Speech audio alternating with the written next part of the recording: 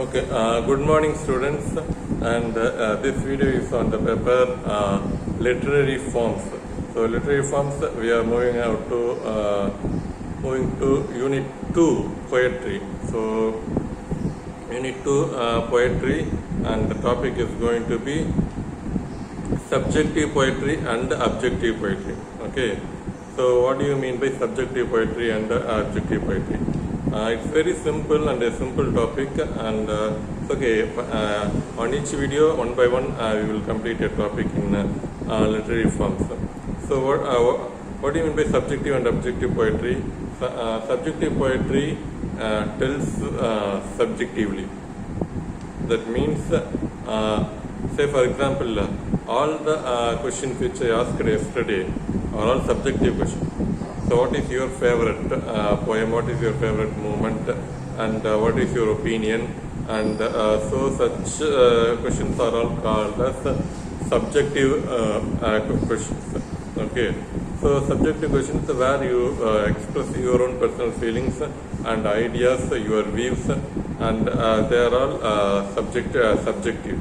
Okay, and even examination, there is a term called objective type. So objective type means what is the exact answer.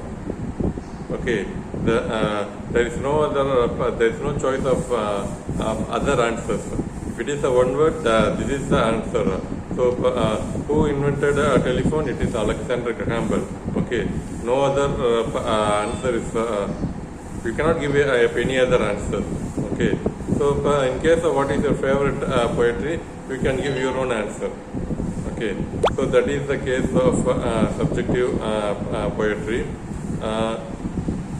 So poetry types அப்படின்னு ஒவ்வொன்றா பார்த்துட்டு வரோம். And first one, subjective poetry and objective poetry. And objective poetry, நம்மளுடைய personal feelings, ideas, என்னுடைய எண்ணங்கள். Okay, அதாவது போய்ட் எண்ணங்கள். The poet is giving his own ideas, his views, and his feelings, and that is said to be subjective poetry. And in case of objective poetry, the poet observes. Okay, observes the environment, observes the imagination, and then he writes poetry. And he is not going to express his own personal feelings or opinions or ideas. Okay, so if objective poetry na subjective poetry ka opposite, idhula vandu poetry kaana idu vandu poet and poetry la vandu oru vishayatha observe panni namakkitta solluvaru, adha objective poetry. Ana subjective poetry la avaroda feelings, avaroda ideas vandu solraru. Okay, so idha subjective poetry objective poetry kulla வித்தியாசம். Poet தன்னுடைய personal ஃபீலிங்ஸை சொன்னால் அது பேர் subjective poetry.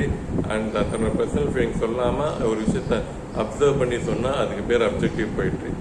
Okay, so literary forms அதனுடைய சம்மரியில் வந்து நான் வந்து கொடுக்குறேன். Subjective or personal poetry is of self-delineation and self-expression. It is a kind of poetry you find mostly the poet's own feelings and thoughts given expression in a lyrical manner. The poet is moved by his own experience, as Wordsworth in the Solitary Reaper. The poet views subject from within and gives expression to his innermost feelings and emotions. The focus of attention in subjective poetry is the poet himself, and the essence of subjective poetry is the personality of the poet. However, even subjective poetry, sometimes subjective elements may be found. So literary forms in the book தான் கொடுத்துருக்காங்க.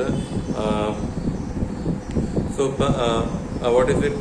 Of course ரெண்டு புக்லேருந்து mix பண்ணி இனிமேல் கொடுப்போம். But this topic I completely took from Bhaskar Nair book, Ramachandran Nair book. Okay, so here the poet mourn for personal feelings and thoughts are given, and the poet's innermost feelings and emotions are also expressed. Okay, so அதெல்லாம் அப்படியே personal ஃபீலிங்ஸ்லாம் சொல்லிட்டு, and at same time at times he observes, ஒரு விஷயத்தை observe பண்ணிட்டு என்னோட feelings வந்து அப்படி சொல்கிற மாதிரி இருக்கும். And that is also called a subjective poetry. Okay, so இப்போ பர்சனல் ஃபீலிங்ஸ் இல்லாமல் கம்ப்ளீட்டாக இல்லாமல் இருக்கிறது தான் objective poetry. So even subjective poetry, there are elements of objective features. But overall தன்னோட பர்சனல் ஃபீலிங்ஸ் இல்லாமல் இதை ஒரு போய்ட்ரி வந்து தன்னுடைய பர்சனல் ஃபீலிங்ஸ் இல்லாமல் போய்ட்ரி எழுதுனா அது அப்ஜெக்டிவ் போய்ட்ரி. கொஞ்சம் தன்னோட பர்சனல் ஃபீலிங்ஸ் ஆட் பண்ணிட்டா அதுக்கு பேர் subjective poetry. Okay, so example Wordsworth and the Solitary Reaper. And objective poetry is a poetry that expresses the world outside the poet.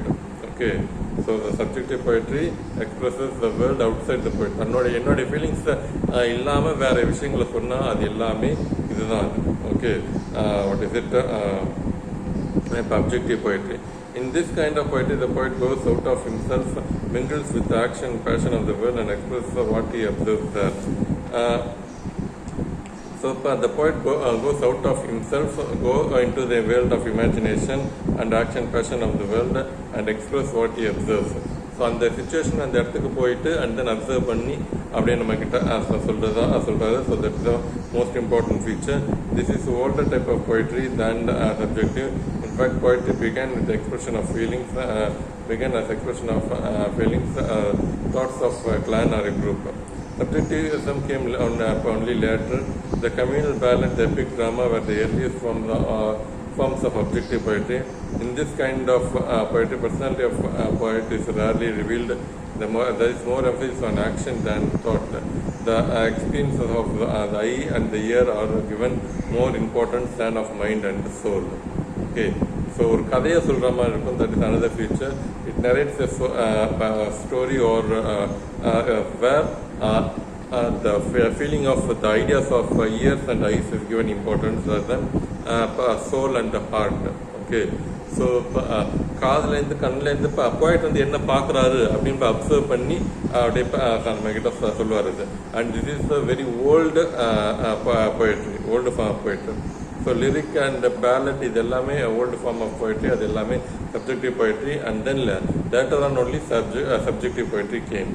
Okay, so that's all on subjective poetry and objective poetry, and we shall continue in the next video.